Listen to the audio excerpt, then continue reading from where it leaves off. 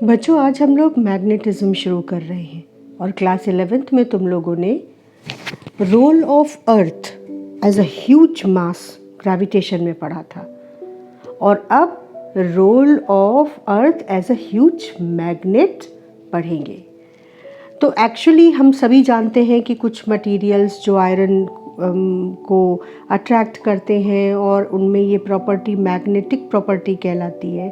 और ग्रीस में मैग्नेटिशिया जैसी जगह थी जहाँ पर सबसे पहले इस तरह के आयरन और रिच मिनरल्स मिले थे, मटेरियल मिला था और वहाँ पर उस मटेरियल में ये प्रॉपर्टी देखी गई थी कि वो आयरन को अपनी ओर अट्रैक्ट करता है। तो उस जगह के नाम पर इस मटेरियल का नाम मैग्नेट रख दिया गया और फिर उस मैग्नेट के मटेरियल को स्टडी किया जाने लगा, उसको यूज़ किया जाने लगा। इंटरेस्टिंग पॉइंट तब आया बेटा जब एक चलता हुआ चार्ज यानी कि करंट उसने मैग्नेटिक प्रॉपर्टीज शो की। रुका हुआ चार्ज इलेक्ट्रिक फील्ड प्रोड्यूस करता है और moving charge magnetic field produce करता है। इंटरेस्टिंग था ये बात और इस पर बहुत बड़े बड़े और बेहतरीन लोगों ने काम किया।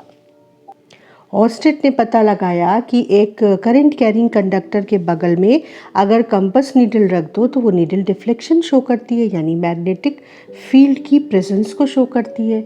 गिलबर्ट ने ये पता लगाया कि अर्थ खुद एक बहुत बड़ा मैग्नेट है और उसके बाद इस पर एम्पियर, फैराडे, हेनरी इन सब ने काम किया और मैक्सवेल ने इलेक्ट्रिक और मैग्नेटिक दोनों थ्योरीज को कंबाइन करके इलेक्ट्रोमैग्नेटिक थ्योरी दी। तो हम लोग स्टार्ट करने जा रहे हैं सबसे पहले इलेक्ट्रोमैग्नेटिक थ्योरी की मैग्नेटिज्म ब्रांच का कॉन्सेप्ट और उसकी अंडरस्टैंडिंग। इससे पहले हम लोग इलेक्ट्रोस्टैटिक्स पढ़ चुके हैं और इसके बाद हम लोग इलेक्ट्रोमैग्नेटिज्म पढ़ेंगे जिसमें हम इलेक्ट्रोस्टैटिक थ्योरी और मैग्नेटिक थ्योरी को कंबाइन कर देंगे। मैग्नेटिज्म को हम लोग दो हिस्सों में डिवाइड करेंगे। एक सबसे पहले हिस्से में हम लोग करंट कैरिंग वायर की वजह से या करंट कैरिंग कंडक्टर की वजह से मैग्नेटिक फील्ड कितनी प्रोड्यूस होती है और कैसी प्रोड्यूस होती है वो पढ़ेंगे। और उसके बाद एक मैग्नेटिक फील्ड में जब हम दूसरा करंट कैरिंग वायर रख देंगे तो वो करंट कैरिंग वायर जो खुद एक मैग्नेट की तरह बिहेव करता है, जब दूसरी मैग्नेटिक फील्ड में रखा जाता है तो फोर्स एक्सपीरियंस करता है। जैसे एक मैग्नेट दूसरे मैग्नेट पे फोर्स लगाता, वैसे ही एक करंट कैरिंग वायर एक दूसरी मैग्नेटिक फील्ड में फोर्स एक्सपीरियंस करता है। तो वहाँ हम लोग पढ़ेंगे मैग्नेटिक फोर्स के बारे में। तो पहले हम लोग पढ़ेंगे मैग्नेटिक फील्ड के बारे में और फिर हम लोग पढ़ेंगे मैग्नेटिक फोर्स के बारे में। अब मैग्नेटिक फील्ड को भी हमने स्ट्रैटेजिकली दो हिस्सों में बांटा हुआ है। एक, मैग्नेटिक फील्ड कितनी और किस डायरेक्शन में प्रोड्यूस होगी, इसको बताने के लिए दो लॉज हैं, बायो-सेवर्ट्स लॉ और ampere circuital law. Bio-Savart's law एक ऐसा लॉ है जो हर केस में अप्लाई होगा। एम्पियर सर्किटल लॉ वहाँ अप्लाई होगा जहाँ सिमिट्री है। यहाँ मेरी एक कोशिश और भी है बेटा कि मैग्नेटिज्म और इलेक्ट्रोस्टैटिक थ्योरी की जो सिमिलर केसेस हैं उनका कंपैरेटिव स्टडी करें, जिससे इलेक्ट्रोस्टैटिक्स हमारी रिवाइज होती चले और साथ में कंपैरिजन हमको चीज़ों को मेमोराइज करने में भी और समझने में भी हेल्प करेगा। तो इसके कंपैरिजन में अगर तुम याद करो तो इलेक्ट्रिक फील्ड में भी इलेक्ट्रिक फील्ड पता करने के दो लॉज थे, एक कूलम्स लॉ और दूसरा गॉस लॉ। कूलम्स लॉ से हम फोर्स पता करते थे दो चार्जेस के बीच में और फिर force per unit charge electric field देता था।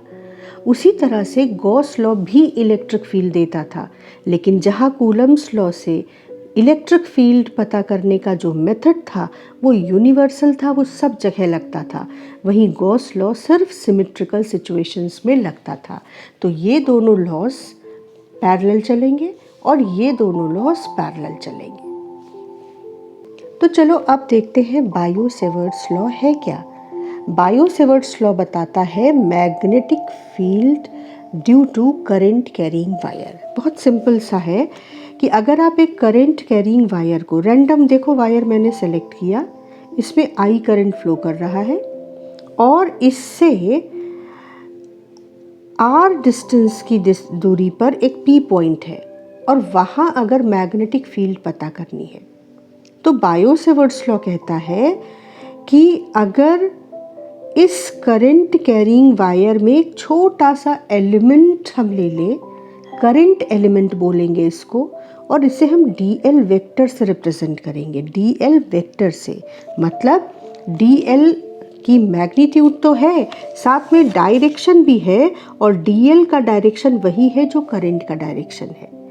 इस डीएल वेक्टर से इस पी पॉइंट को ज्वाइन करने वाला एक वेक्टर और ड्रॉ करेंगे।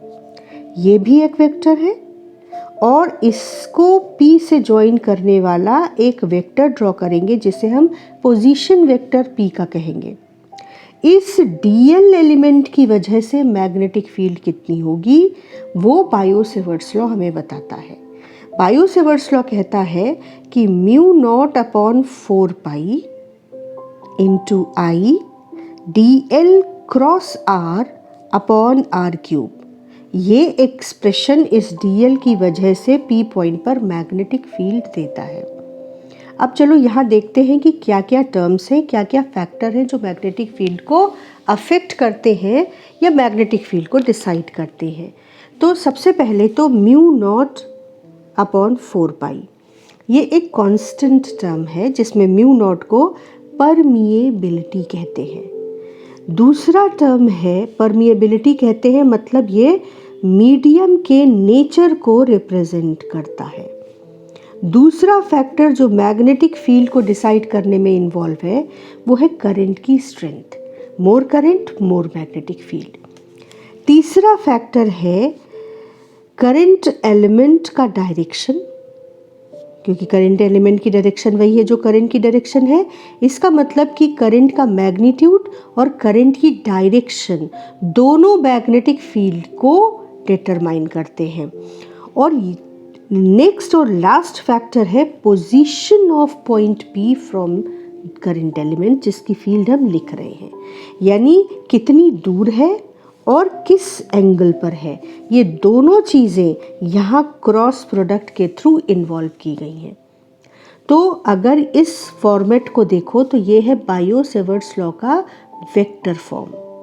बायो-सेवर्ट्स लॉ का vector form mu naught I upon 4 pi dl cross r upon r के मैग्नीट्यूड का क्यूब। इसको जब हम सिर्फ मैग्नीट्यूड लिखें और डीएल क्रॉस आर को एक्सपेंड करके लिखें तो mu naught I upon 4 pi तो एज इट इज़ रहेगा, डीएल क्रॉस आर हो जाएगा डीएल का मैग्नीट्यूड, आर का मैग्नीट्यूड साइन थीटा और नीचे आर क्यूब। अब डीएल का मैग्नीट्यूड साइन थीटा तो बचा रहेगा, लेकिन जो आर का मैग्नीट्यूड यहाँ आया था वो आर क्यूब के एक पावर को कैंसिल कर देगा। तो हमारे सामने इस वेक्टर फॉर्म से जो मैग्नेटिक फील्ड का मैग्नीट्यूड मिल रहा है वो आ जाता है mu naught I upon 4 pi dl sine theta upon r square. ये दोनों ही फॉर्मूले जो बायो-सेवर्ट्स लॉ को रिप्रेजेंट करते हैं ये हमको अच्छी तरह से याद होने चाहिए। और लॉ मतलब जो डेराइव नहीं किया गया है, जो प्रैक्टिकल से एक्सपेरिमेंट से इवॉल्व किया गया है, फॉर्म किया गया है। तो ये एक लॉ है जिसका कोई डेरिवेशन नहीं है। ये एक्सपेरिमेंट के थ्रू पता किया गया है कि मैग्नेटिक फील्ड किन फैक्टर्स पर डिपेंड करती है और कैसे डिपेंड करती है। तो अब यहाँ पर क्या क्या इम्पोर्टेंट पॉइंट्स हैं जो हमें याद रहने चाहिए सिर्फ इन दोनों फार्मूलों के अलावा। उसमें पहला पॉइंट है कि direction of this current element is the direction of current. दूसरा पॉइंट है बेटा कि direction of magnetic field, direction of current element is direction of current, लेकिन direction of magnetic field DL cross R से represent हो रही है। मतलब ये एक ऐसा वेक्टर है जो डीएल यानी करंट एलिमेंट और पोजीशन वेक्टर दोनों के परपेंडिकुलर है। तो जब वेक्टर में हमने क्रॉस प्रोडक्ट पढ़ा था तो वहाँ हमने ये भी पढ़ा था कि क्रॉस प्रोडक्ट का जो वेक्टर किसी दो वेक्टर के क्रॉस प्रोडक्ट के बराबर होता है उसका डायरेक्शन कैसे निकालते हैं, और वो ही यहाँ पर हमको रिकॉल करना होगा। तो यहाँ हम मैग्नेटिक फील्ड का मैग्नीट्यूड इस फॉर्मूले से निकालेंगे, और मैग्नेटिक फील्ड एक बार हमने मैग्नीट्यूड निकाल लिया तो फिर उसका डायरेक्शन निकालना होगा, क्योंकि एक वेक्टर क्वांटिटी है।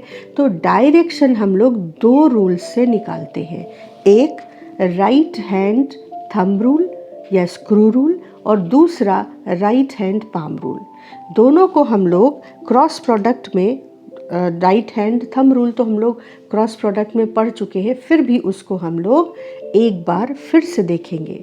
तो जैसे अगर हम इसी केस को ले लें और यहाँ पे करंट की डायरेक्शन पता है हमको, और डीएल क्रॉस आर का डायरेक्शन कैसे निकालेंगे इसको हम लोग ध्यान से देखेंगे।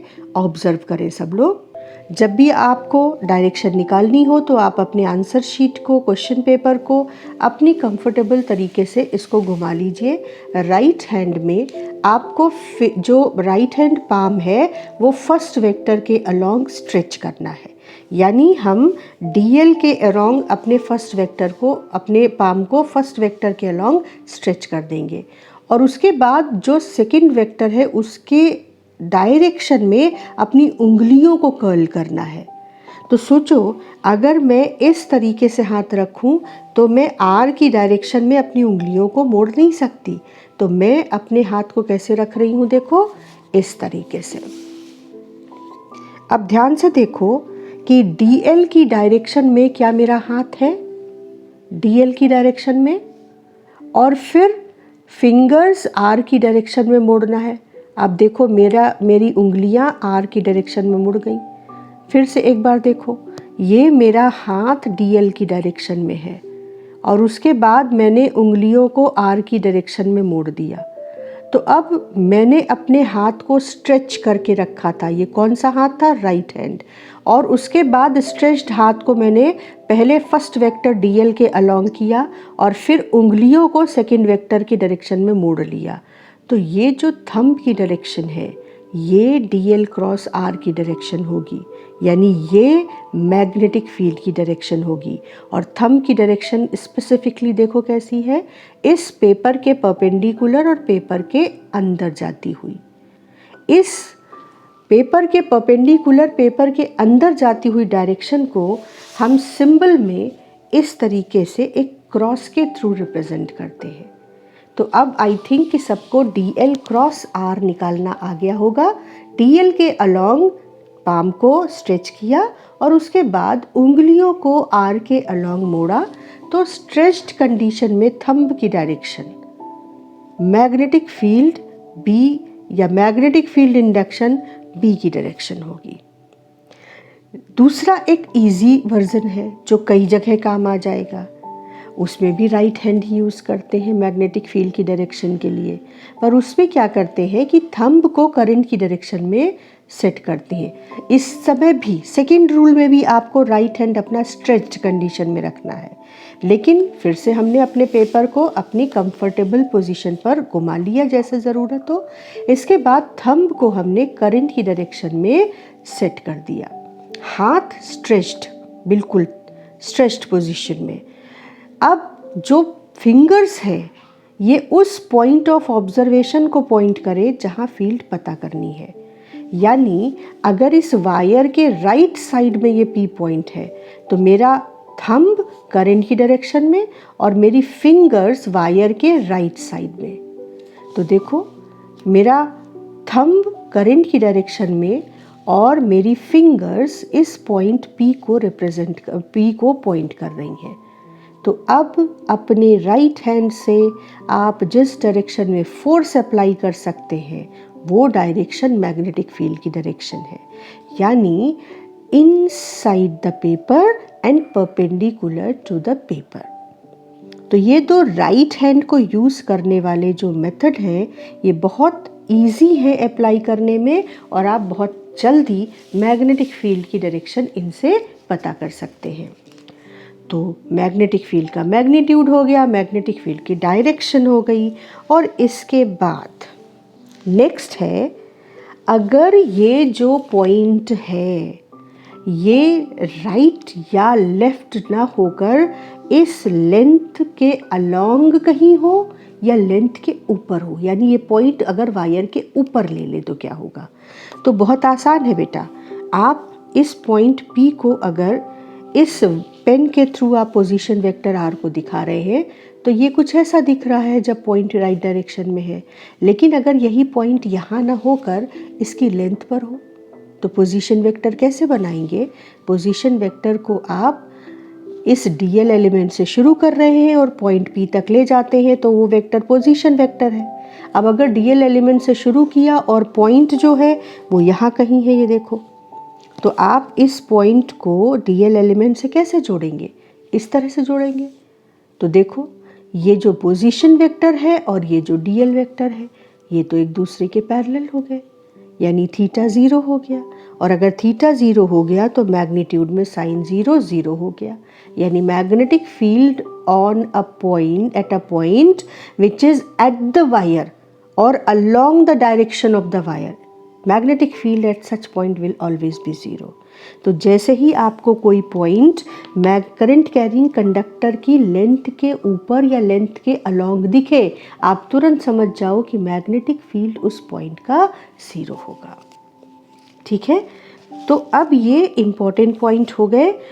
Bio-Savart's law, vector form, magnitude of magnetic field use with help of bio-Savart's law, DL current element की डायरेक्शन, मैग्नेटिक फील्ड की डायरेक्शन, और उसके बाद इम्पॉर्टेंट पॉइंट कि अगर ये P लेंथ के अलोंग हो या इस कंडक्टर के ऊपर हो तो मैग्नेटिक फील्ड क्या होगी। इसके बाद इसी से मिलता जुलता कूलम्स लॉ। कूलम्स लॉ क्या था, दो चार्जेस के बीच का फोर्स, और फिर उसी फोर्स को अगर आप यूनिट चार्ज से या एक चार्ज की फील्ड की वजह से दूसरे चार्ज पर फोर्स लगाना है ये देखकर और फिर फील्ड को डिफाइन कर दें तो वही बायो-सेवर्ट्स लॉ के पैरेलल में एक लॉ मिल जाता है। चलो एक बार उसको रिवाइज करते चलते हैं। क्योंकि हमने यहाँ पर करंट कैरिंग कंडक्टर लिया था तो यहाँ पर भी मैंने चार्ज्ड वायर ले लिया। ये रुका हुआ चार्ज है तो ये इलेक्ट्रिक फील्ड प्रोड्यूस करेगा, और यहाँ चलता हुआ चार्ज है तो ये मैग्नेटिक फील्ड प्रोड्यूस कर रहा है। एक और इंटरेस्टिंग बात है बच्चों, ये करंट कैरिंग कंडक्टर है। अगर कोई तुमसे पूछे कि इसकी इलेक्ट्रिक फील्ड क्या है तो क्या कहोगे। वेल, करंट कैरिंग कंडक्टर की इलेक्ट्रिक फील्ड 0 है क्योंकि यहाँ पर कोई भी अनबैलेंस चार्ज नहीं है। जितने इलेक्ट्रॉन है इस मेटल वायर के अंदर उतने ही प्रोटॉन्स हैं, तो इलेक्ट्रिकली ये वायर न्यूट्रल है। लेकिन इलेक्ट्रॉन्स के मूवमेंट की वजह से, फ्लो ऑफ करंट की वजह से ये मैग्नेटिक फील्ड प्रोड्यूस कर रहा है। जबकि यहाँ पर आप देखो तो यहाँ पर पॉजिटिव अनबैलेंस्ड चार्ज है इस वायर पे, और इसकी वजह से किसी पॉइंट P पर अगर इलेक्ट्रिक फील्ड निकालनी हो तो ये काम हम कर आए हैं और इसका एक फॉर्मूला हम लोगों ने डिराइव किया है। लेकिन कूलम्स लॉ अगर कंपैरिजन करना चाहे कूलम्स लॉ और बायो-सेवर्ट्स लॉ का तो कैसे करेंगे। कूलम्स लॉ कहता है कि अगर सेकंड चार्ज पर, ये दो चार्ज लिए हमने, ठीक, इनके बीच का डिस्टेंस कितना है r, डिस्टेंस इनके बीच का कैमरा में पास ले आती हूँ तो दो चार्जेस के बीच का डिस्टेंस है r। अब इस सेकंड चार्ज पर फर्स्ट चार्ज की वजह से जो फोर्स लगेगा वो वेक्टर फॉर्म में लिखा जाएगा force on second charge due to first charge, and this is 1/4 pi epsilon naught. अब पहला कंपैरिजन हमने क्या किया कि यहाँ पर भी एक स्ट्रेंज सा कांस्टेंट है और यहाँ पर भी, यहाँ म्यू नॉट को परमिएबिलिटी ऑफ मीडियम कहते हैं और यहाँ एप्सिलम नॉट को परमिटिविटी ऑफ मीडियम कहते हैं। यानी नेचर ऑफ मीडियम यहाँ भी इन्वॉल्व हो रहा है और यहाँ भी इन्वॉल्व हो रहा है। यानी मीडियम का बहुत बड़ा रोल रहता है कि कितनी मैग्नेटिक फील्ड इस्टेब्लिश होगी, और मीडियम का बहुत बड़ा रोल रहता है कि कितनी इलेक्ट्रिक फील्ड इस्टेब्लिश होगी और उसकी वजह से कितना इलेक्ट्रिक फोर्स अप्लाई होगा। इसके अलावा दोनों चार्जेस का मैग्नीट्यूड फोर्स में रहता है Q1 Q2, और इसके अलावा अपॉन r² इनका डिस्टेंस। ये जो यूनिट वेक्टर r है ये बताता है कि किस चार्ज पर दूसरे चार्ज की वजह से फोर्स किधर लगेगा। तो अगर चार्ज 2 है उस पर 1 की वजह से फोर्स लगना है तो तुम्हें पता है कि रिपल्शन इधर लगेगा। तो फोर्स की डायरेक्शन में ही इस यूनिट वेक्टर r की डायरेक्शन हो जाएगी। अब यहाँ पर इलेक्ट्रिक फील्ड हम डायरेक्टली कूलम्स लॉ से नहीं मिलता, जैसे बायो-सेवर्ट्स लॉ से मैग्नेटिक फील्ड डायरेक्टली मिल रही है। तो इलेक्ट्रिक फील्ड कैसे मिलती है बेटा? इलेक्ट्रिक फील्ड, अगर मुझे इसको यहाँ पे यूँ लिखना चाहिए मुझे कि electric field vector of charge Q1 अगर निकालना है तो हम क्या करते हैं, इस Q1 की इलेक्ट्रिक फील्ड में एक दूसरे चार्ज Q2 को लेकर आते हैं। R डिस्टेंस पर ला के रखा और देखा कि भाई कितना फोर्स लग रहा है उस पर। जो भी फोर्स उस पर लगा 2 पर 1 की वजह से जो भी फोर्स लगा उसको हमने उस Q2 चार्ज से डिवाइड कर दिया, तो हमें electric field of Q1 charge मिल गया। तो अब इसको अगर हम कूलम्स लॉ की हेल्प से सिंप्लीफाई करके एक्सप्रेशन निकालें तो हमको क्या मिलेगा, 1/4 पाई एप्सिलम नॉट। Q1 की फील्ड है तो देखो Q1 बचेगा केवल न्यूमरेटर में अपॉन r², और यूनिट वेक्टर r21। ये है इलेक्ट्रिक फील्ड ऑफ Q1। तो अब इलेक्ट्रिक फील्ड और मैग्नेटिक फील्ड को थोड़ा सा कंपेयर करते हैं तो हमें इनका पैटर्न मिलता जुलता लगता है। दोनों ही इन्वर्स स्क्वायर लॉ फॉलो करते हैं। दोनों में करंट यहाँ पर डिसाइड करती है कि मैग्नेटिक फील्ड कितनी स्ट्रांग होगी, और यहाँ चार्ज डिसाइड करता है, रुका हुआ चार्ज, कि इलेक्ट्रिक फील्ड कितनी स्ट्रांग होगी। जबकि यहाँ पर rate of flow of charge decide कर रहा है कि मैग्नेटिक फील्ड कितनी स्ट्रांग होगी। इसके अलावा दोनों में मीडियम का रोल है म्यू नॉट और एप्सिलम नॉट के फॉर्म में।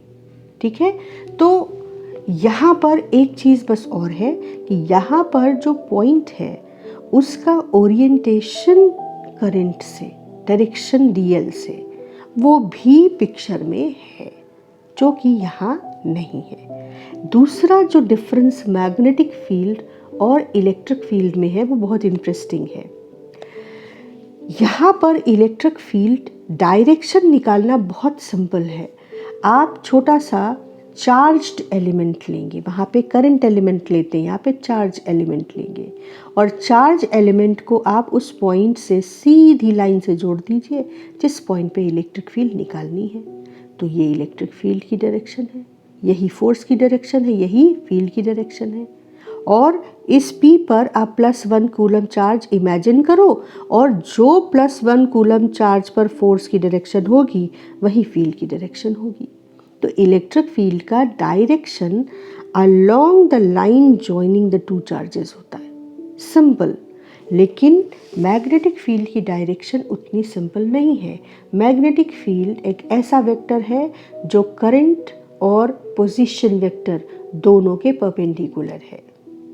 तो यहाँ पर ये दोनों बातों को आप कंपेयर करके पढ़ोगे तो आपको चीज़ें न सिर्फ याद रहेंगी बल्कि कंपैरिजन चीज़ों के कॉन्सेप्ट को रिटेन करने में हेल्प करता है।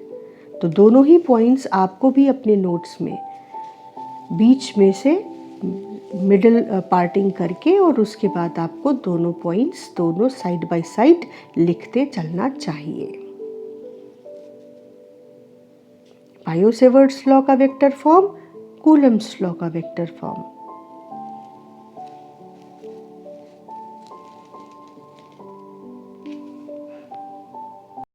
अब एक क्वेश्चन बहुत फ्रीक्वेंटली पूछा जाता है कि परमिटिविटी क्या है और परमिएबिलिटी क्या है, और इसकी जो डेफिनेशंस हैं स्पेसिफिक लैंग्वेज में वो मिलती नहीं है। तो परमिटिविटी और परमिएबिलिटी को हम लोग समझकर उनकी डेफिनेशंस को नोट कर लेते हैं अपने आंसर्स के लिए।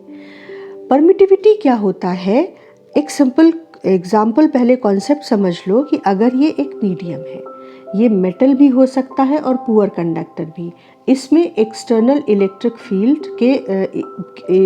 फील्ड में हमने इस मीडियम को रख दिया, तो क्या होगा, अगर ये पुअर कंडक्टर है तो इसके मॉलिक्यूल्स पार्शियली पोलराइज हो जाएंगे, उसकी वजह से एक सरफेस नेगेटिव और एक सरफेस पार्शियली पॉजिटिव हो जाएगी। अगर ये मेटल होगा तो सारे इलेक्ट्रॉन्स, फ्री इलेक्ट्रॉन्स इधर आ जाएंगे और ये जो साइड बचेगी ये पॉजिटिवली चार्ज हो जाएगी। लेकिन दोनों ही केसेस में मटेरियल के अंदर एक इंड्यूस्ड इलेक्ट्रिक फील्ड प्रोड्यूस हो जाएगी। अगर मेटल होगा तो ये इंड्यूस्ड फील्ड एग्जैक्टली बाहर की फील्ड के बराबर होगी और मेटल के अंदर इलेक्ट्रिक फील्ड ज़ीरो हो जाएगी। लेकिन अगर ये पुअर कंडक्टर है तो ये इंड्यूस्ड फील्ड इलेक्ट्रिक फील्ड से कुछ कम होगी और नेट इलेक्ट्रिक फील्ड इन दोनों का डिफरेंस होगा। मतलब मटेरियल के अंदर नेट इलेक्ट्रिक फील्ड कम हो जाएगी। तो इससे क्या हम ये कंक्लूज़न निकाल सकते हैं कि इलेक्ट्रिक फील्ड जब कभी भी वैक्यूम में प्रोड्यूस होगी तो वही उसकी मैक्सिमम वैल्यू होगी। जब किसी भी और मीडियम में इलेक्ट्रिक फील्ड को प्रोड्यूस करेंगे तो क्योंकि मीडियम पोलराइज होगा और ऑपोजिट डायरेक्शन में इंड्यूस्ड फील्ड निकालेगा, तो हमेशा इलेक्ट्रिक फील्ड हमेशा किसी मीडियम में अदर देन एयर और वैक्यूम हमेशा वैक्यूम की फील्ड के कंपैरिजन में कम होगी। तो परमिटिविटी में असल में ये जो इंड्यूस्ड फील्ड है ये बाहर की फील्ड को इस मीडियम में एग्जिस्ट करने में एक रिपल्शन दे रही है, रेजिस्टेंस दे रही है। तो हम परमिटिविटी को कैसे डिफाइन करते हैं, देखो, permittivity is measure of resistance offered by the medium. कैसे? Through induced field in establishment of this electric field. Its resistance offered by the medium in establishment of electric field in that medium. ठीक? और कैसे ये करता है? By producing molecules which are partially polarized or completely polarized and producing induced field. Permittivity को epsilon naught से represent करते हैं और इसकी value 8.85 into 10⁻⁻12 coulomb square newton metre square है। ये यूनिट याद रखने की बहुत ज़्यादा ज़रूरत है, बहुत इम्पॉर्टेंट पॉइंट है ये। और इसके अलावा अगर आप, ये तो वैक्यूम की परमिटिविटी है, एयर की, फ्री स्पेस की, लेकिन अगर मीडियम की परमिटिविटी कहे तो उसकी वैल्यू उसको रिप्रेजेंट करते हैं EM से। तो किसी मीडियम की परमिटिविटी अगर वैक्यूम की परमिटिविटी से कंपेयर की जाए तो इसको रिलेटिव परमिटिविटी कहते हैं। ये पॉइंट्स हम इलेक्ट्रोस्टैटिक्स में पढ़ कर आ रहे हैं, लेकिन वीडियो को पॉज करके आप परमिटिविटी की डेफिनेशन लिख लें और जहाँ कहीं भी ये क्वेश्चन पूछा जाता है आप कॉन्फिडेंट के साथ इस आंसर को लिख सकते हैं। अब आते हैं हम लोग परमिएबिलिटी पर। Permeability is measure of ability of medium to allow a magnetic field to pass through that medium. कुछ सेंस यही बनता है कि परमिएबिलिटी भी क्या है, मीडियम की एबिलिटी कि वो अपने अंदर एक मैग्नेटिक फील्ड को या मैग्नेटिक फील्ड लाइंस को पास होने दे। लेकिन यहाँ एक बेसिक डिफरेंस है और वो डिफरेंस ये है कि जब आप किसी मटेरियल को मैग्नेटिक फील्ड में रखते हैं, किसी मटेरियल को आपने मैग्नेटिक फील्ड में रखा, ठीक है, अब ये जो मैग्नेटिक फील्ड है इसके रिस्पॉन्स में ये मटेरियल मैग्नेटाइज होगा या तो इस फील्ड की डायरेक्शन में और या इसके ऑपोजिट। इंड्यूस्ड फील्ड हमेशा इलेक्ट्रिक फील्ड के ऑपोजिट ही होगी, लेकिन मैग्नेटिक फील्ड के रिस्पॉन्स में मटेरियल के अंदर जो मैग्नेटाइजेशन होगा वो इसके सपोर्ट में भी हो सकता है और ऑपोजिट भी। अगर ऑपोजिट होगा तो ऐसे मटेरियल्स के अंदर नेट फील्ड बाहर हवा में फील्ड से कम होगी, लेकिन अदरवाइज सपोर्ट में अगर वीक सपोर्ट है, magnetization of the material in the direction of external field weak है, तो भी अंदर जो मैग्नेटिक फील्ड है नेट वो बाहर से ज़्यादा होगी। और अगर magnetization of the material in the direction of external field बहुत स्ट्रॉन्ग है तो अंदर मैग्नेटिक फील्ड बहुत ज़्यादा हो जाएगी। तो मैग्नेटाइजेशन का जो प्रोसेस है वो इन द डायरेक्शन ऑफ फील्ड भी हो सकता है और ऑपोजिट टू द फील्ड भी हो सकता है।